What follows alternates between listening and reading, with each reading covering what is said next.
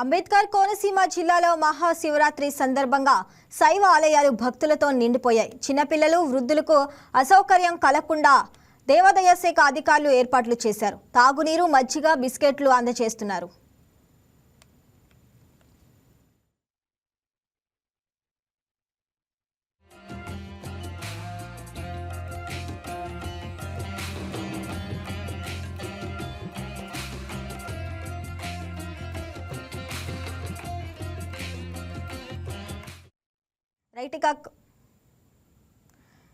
Right ఇక కోనసీమ జిల్లాలో మహాశివరాత్రి శోభకు సంబంధించి మరింత సమాచారం మా కరెస్పాండెంట్ వెంకటేశ్వరరావు అందిస్తారు.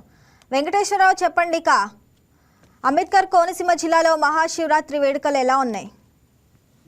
అంబేద్కర్ కోనసీమ జిల్లా వ్యాప్తంగా కూడా ఈ రోజు తెల్లవారుజామున 3 గంటల నుంచి కూడా భక్తులందరూ కూడా శివనామ స్మరణంతో గోదావరిలో స్నానం ఆచరించి శివాలయాలకు అయితే తరలి వచ్చారు. చాలా పెద్ద ఎత్తున అయితే భక్తులు ఈ శివాలయాలకు తరలి వచ్చి క్యూ లైన్ లో బారులు తీరని చెప్పుకోవచ్చు. ముఖ్యంగా అంబేద్కర్ కోనసీమ జిల్లా దేవాదాయ శాఖ పరిధిలో ఉన్న దేవాలయాలన్నింటిలో కూడా ఉచిత దర్శనాన్ని అయితే కల్పించారని చెప్పవచ్చు. ఎక్కడా కూడా టికెట్ ఏర్పాటు చేయకుండా భక్తులందరికీ సౌకర్యార్థం ఉచిత దర్శనం కల్పించడం జరిగింది. అదేవిధంగా అంబేద్కర్ కోనసీమ జిల్లాకు సంబంధించి 4-5 ప్రముఖ ఆలయాలు ఉన్నాయి. ఈ ఆలయాలు ఈ ప్రాంతీయంగా కాకుండా రాష్ట్ర వ్యాప్తంగా కూడా చాలా ప్రాముఖ్యత సంతరించుకున్నాయి. ఎందుకంటే ఈ అతి పురాతన ఆలయాలు కావడం, ఇక్కడ శివాలయాల్లో చాలా భక్తుల నమ్మకాలు నెరవేరడం, ఈ ప్రాంతంలో ఈ శివాలయాలకు భక్తులు అయితే పోటెత్తారని చెప్పుకోవచ్చు. ముఖ్యంగా అంబేద్కర్ కోనసీమ జిల్లాలోని ఐపోలవరం మండలం మురమలలో వేంచేసి ఉన్న శ్రీ భద్రకాళి సమేత వీరేశ్వర స్వామి ఆలయానికి అయితే తెల్లవారుజాము నుండి కూడా భక్తులు పెద్ద ఎత్తున తరలి వచ్చారు. ఇక్కడ భక్తులకు ఎటువంటి అసౌకర్యం కలగకుండా క్యూ లైన్ ఏర్పాటు చేసి దర్శనాలు అయితే కల్పించారు. అదేవిధంగా సప్త నదీ జలాలను తీసుకువచ్చి స్వామివారికి అభిషేకించారు. ఈ రోజు మరి కొద్దిసేపట్లో స్థానిక ఎమ్మెల్యే ఎవరైతే దాంట్లో సుబ్బరాజు ఉన్నారో ఆయన ఈ అభిషేకంలో పాల్గొంటారని కూడా ఆలయ అధికారులు చెప్తున్న పరిస్థితి అయితే ఉంది. అనంతరం భక్తులకి అన్న సమారాధన కార్యక్రమం కూడా ఏర్పాటు చేశారు. దీంతో పాటు కాట్రేనికోన మండలం కొండలేశ్వరంలో ఇక్కడ కూడా అతి పురాతనమైన ఆలయం. ఈ ఆలయాన్ని దక్షిణ కాశీగా కూడా పిలుస్తారు. ఇటీవల ప్రముఖ ప్రవచనకర్త చాగంటి కోటేశ్వరరావు ఈ ఆలయం యొక్క ప్రాముఖ్యత చెప్పడంతో ఈ ప్రాంతానికి చాలా ఆధ్యాత్మిక శోభ సంతరించుకుందని చెప్పుకోవచ్చు. కాశీ వెళ్ళాలంటే ముందు ఈ కొండలేశ్వరంలోని ఈ ఏదైతే కొండలేశ్వర స్వామి ఆలయం ఉందో ఆ ఆలయంలో స్వామివారిని దర్శించుకుని అభిషేకం చేయిస్తే కాశీ వెళ్ళినంత ఫలితం వస్తుందని చెప్పడంతో ఈ ప్రాంతంలో భక్తులు కూడా పెద్ద ఎత్తున తరలి వస్తున్నారు. తెల్లవారుజాము నుండి కూడా ఈ ఆలయానికి పెద్ద ఎత్తున భక్తులు తరలి వచ్చారు. వారికి ఎటువంటి అసౌకర్యం కలగకుండా కూడా ఆలయ అధికారులు అన్ని ఏర్పాట్లు చేశారు.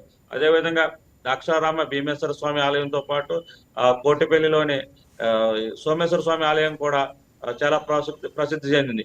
ఈ ఆలయాల్లో సాయంత్రం ఉదయం నుండి స్వామివారికి ప్రత్యేక పూజలు, అభిషేకాలతో పాటు సాయంత్రం దీపాలంకరణ చేస్తారు.